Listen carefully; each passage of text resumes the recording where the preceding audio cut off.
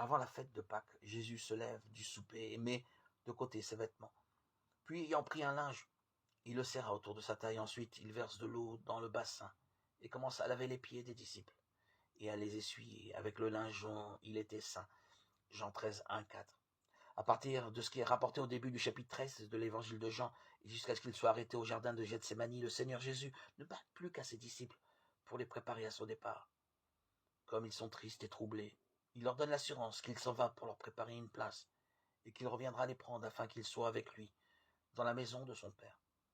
Il leur montre qu'ils doivent s'aimer les uns les autres comme il les a aimés et leur promet d'envoyer le Saint-Esprit qui demeurera avec eux et sera en eux. Il leur apprend aussi comment porter du fruit et il les prépare à rencontrer peut-être la persécution. Mais avant tout cela, le Seigneur doit traiter un problème important, leur incompréhension de ce qu'est la vraie grandeur. Jean et Jacques voulaient être distingués parmi les autres disciples et ceux-ci en furent indignés. Cela prouve qu'ils avaient tous le même problème, l'orgueil, le désir d'avoir la première place. C'est pourquoi, avant le merveilleux entretien dans la chambre haute, le Seigneur désire leur enseigner que la vraie grandeur se trouve dans l'humilité.